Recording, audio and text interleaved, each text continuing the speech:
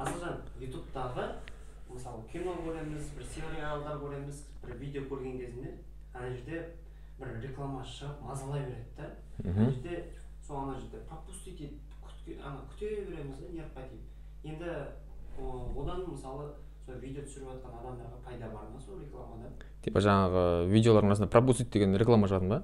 Жалпы негізінде сол ғой өзі ютубтағы ақша түсетін жолы. Біз андай айтамыз да, негізі ютуберлер ютубтағы просмотрға берілетін ақша деп айтамыз негізінде. Бірақ негізінде ол рекламадан түсетін ақша. Біз халыққа түсінікті тілмен просмотр деп айтамыз. Негізі біз монетизация қосқаннан кейін біздің видеоларымыздың арасында сондай реклама шығады. Сол үшін бізге ақша береді. Мысалы менде 1000 просмотр болатын болса, 1000 просмотр оны 1000 адам көрді деген сөз. Сонда 1000 адамның 1000 просмотры сол 1000 адам көргеннен кейін 1000 рет реклама шықты. И біз сөйтіп ортақ есеппен солай есептеп айтамыз примерно. Жалпы монетизация қосылғаннан кейін біздің видеоларымыздың арасында реклама шығады. Сол үшін YouTube бізге ақша береді. Неге YouTube саласына сіз кірдіңіз? Мен ба? Кірмеу енді, білмеймін, ақымақтық сияқты, өйткені мынау енді ең тиімді бизнес қой бұл YouTube деген.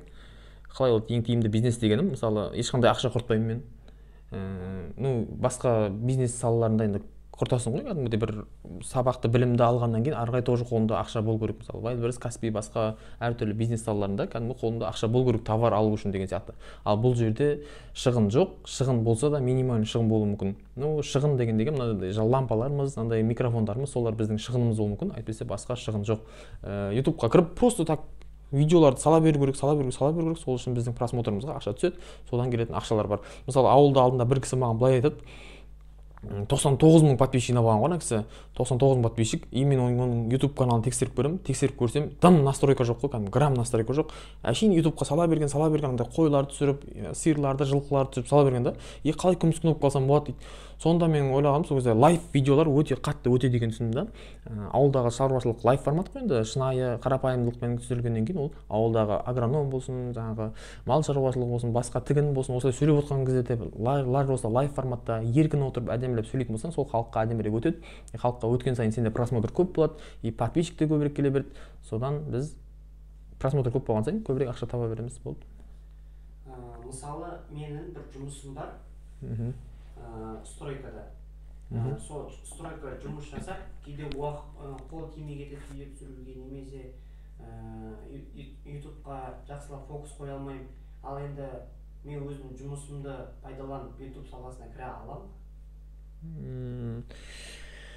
Жалпы бұны екі түрлі бағытта келтіріп айтсам болады.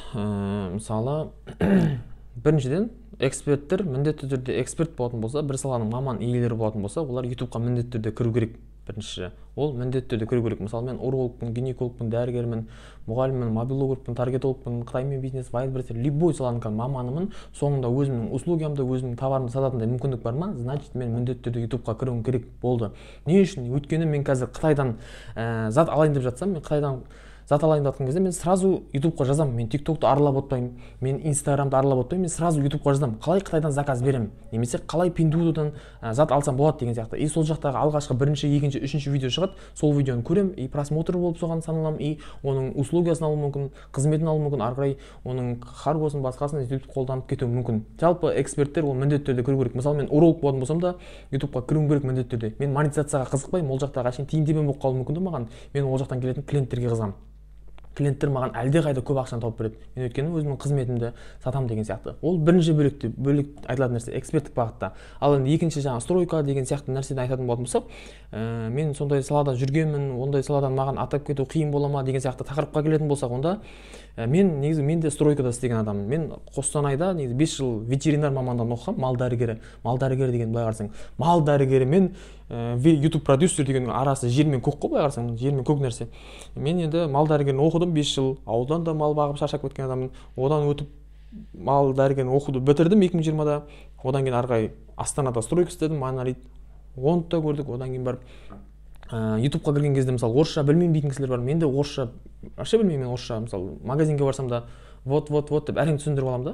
Оны орысша да білмеймін. Ол орысша білмесең де, мамандығың басқа болса да, стройка істеп, таксовать етіп жүрсең де, ауылдан шықтым дейтін проблемалар болатын болса да, оның барлығы проблема емес. Жалпы YouTube'қа кез келген адам өзінің дүниесін жасай алады. Любой адамда өзінің бір салатын бір нишасы бар, салатын саласы бар. Өйткені адамның жалпы ғылыми зерттеу бойынша да адамның 34 салаға дейін қабілеті болады деген. 34 салаға дейін, ол әлем бойынша есепте сондай ғылыми зерттеу бар. Сонда мен мысалы бір адамның 34 салаға қабілеті бар. Сонда ол ниша таңдай алмай жатырмын, сала таңдай алмаймын деген ол мүмкін емес нәрсе. Тем более қазақстарда. Бізде мысалы бар ғой, басын көрсетіп жүрші, мен алып кете беремін дейміз ғой. Мамандығымыз басқа, жұмысымыз басқа, дипломымыз басқа, жұмысымыз басқа. Қаншама халық, Қазақстанда қаншама халық бар. Менде мысалы сондай, мен мал дәрігерін бітірдім, бірақ жұмысым басқа. Менде де басында сөйтіп алып кеткен болатын. Жалпы кез келген адам YouTube'пен жұмыс жасай алады. YouTube платформасы қай елде, қай қалада жақсы дамыған? Жалпы ол барлық елде жақсы, мысалы 100 мемлекеттің 80-нен астам тілінде қолданғаннан кейін ол өте жақсы. Мемлекеттің барлық мемлекеттерде ол жақсы жүреді деген сөз. Ол әлемнің 34%, қолданады бұны. Сонда 2,5 миллиард бұның өзінің оқырманы бар, 2,5 миллиард бұны қолданатын адам бар. Бұл жалпы мысалы американский YouTube каналдарда мысалы қаншама конкуренттер, ол жақта да қаншама каналдар жетеді. Российский каналдарда қаншама. Бірақ енді оны ақша жағынан көбірек беріледі деп есептелетін болсақ, мақұл американский YouTube канал одан да жоғары, Норвегия, одан да жоғарылар бар, санай берсек болады. Оны енді ақша жағынан есептейтін болсақ. Ал енді жалпы қай елде көп деп есептейтін болсақ, оны бір аналитикалық есептен жалпы нақтысын білмейміз. Бірақ енді американский YouTube каналдарда ең көп екенін мен өзім нақты болмаса да жалпы білеміз примерно американский YouTube канал. Өйткені барлық Норвегия деген мақұл көп ақша береді дегенмен ол Норвегияның тілінде контент түсіріп жатқан адамдарды көрмеппін, бірақ американский YouTube канал дегенде мен кез келген мемлекетте оны американский YouTube канал түсіріп жатқан адамды мен білеміз әйтеуір. Онда получается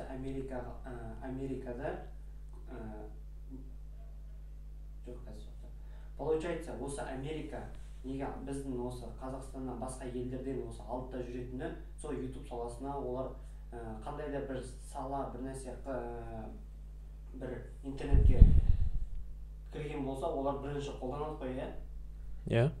Түсінікті, рахмет. Ол ма? Сұрақ қойсай, тағы сұрақ қойшы. Ақыры өзі ашылдым мен уже. Иә, ашылған көріп тұрмын, ашып беріп тұрып қойсы. Қоя бір, любой сұрақ қойшы. Маркетингтен де қоя бір. TikToktан да, Instagram'дан да қоя бір. Бизнестен де қоя бір.